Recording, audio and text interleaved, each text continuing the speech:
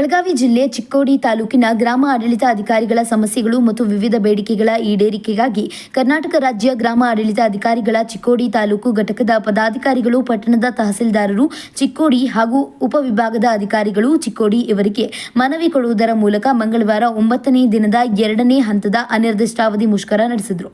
ಈ ಸಮಯದಲ್ಲಿ ಗ್ರಾಮ ಆಡಳಿತ ಅಧಿಕಾರಿಗಳ ಚಿಕ್ಕೋಡಿ ತಾಲೂಕು ಪ್ರಧಾನ ಕಾರ್ಯದರ್ಶಿ ಮಣಿಪ್ರಸಾದ್ ಕಂಟಿಮಠ ಮಾತನಾಡಿ, ಕರ್ನಾಟಕ ರಾಜ್ಯ ಗ್ರಾಮ ಆಡಳಿತ ಅಧಿಕಾರಿಗಳ ಕೇಂದ್ರ ಸಂಘದ ವತಿಯಿಂದ ಸೆಪ್ಟೆಂಬರ್ 2024ರಲ್ಲಿ ನಡೆಸಿದ 1ನೇ ಹಂತದ ಮುಷ್ಕರ ಸಂದರ್ಭದಲ್ಲಿ ಭರವಸೆ ನೀಡಿದ ಬೇಡಿಕೆಗಳನ್ನು ಈಡೇರಿಸದೇ ಇರುವುದರಿಂದ ಸರ್ಕಾರ ನಮ್ಮ ಬೇಡಿಕೆಗಳನ್ನು ಈಡೇರಿಸಬೇಕೆಂದು ಆಗ್ರಹಿಸಿ 2ನೇ ಹಂತದ ಅನಿರ್ದಿಷ್ಟಾವಧಿ ಮುಷ್ಕರ ನಡೆಸುತ್ತಿರುವುದಾಗಿ ಹೇಳಿದರು.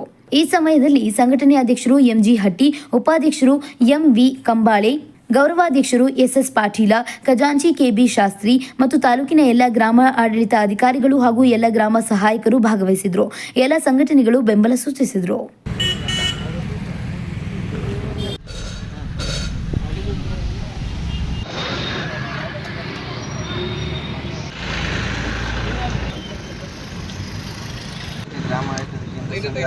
ಬೆಂಗಳೂರು ರಾಜ್ಯ ಸಂಘದ ನಿರ್ದೇಶನದಂತೆ ಈಗ 2ನೇ ಹಂತ ಮುಷ್ಕರವನ್ನು ಕರೆದಿದ್ದ ಉದ್ದೇಶ ಏನಂದರೆ, 1ನೇ ಹಂತದ ಈ ಹಿಂದೆ ನಾವು 4 ತಿಂಗಳ ಹಿಂದೆ ಮುಷ್ಕರವನ್ನು ಕೈಗೊಂಡಿದ್ವಿ.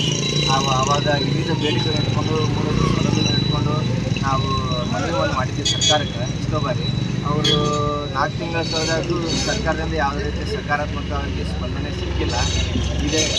ಹಾಗಾಗಿ ಈ ಸರ್ಕಾರವು ದಿನನಿತ್ಯ ಒಂದು ಹಂತವಾಗಿ ಯೋಜನೆಯನ್ನು ರೂಪಿಸ್ಕೊಳ್ತಾ ಬರ್ತಾ ಇದೆ. ನಾವನ್ನ ಎಲ್ಲ ಆನ್ಲೈನ್ ಯುಗದಾಗ ಒಂದು ಮೊಬೈಲ್ ಆ್ಯಪ್ಗಳ ಮುಖಾಂತರ ನಮಗೆಲ್ಲ ಕೆಲಸ ಮಾಡಿಸ್ತಾ ಇದ್ದಾರೆ. ಬಟ್ ಅಟ್ಲೀಸ್ಟ್ ಅದಕ್ಕೆ ಏನೇನು ಮಿನಿಮಮ್ ಫೆಸಿಲಿಟೀಸ್ ಬೇಕು ಅದನ್ನು ಸಹಿತ.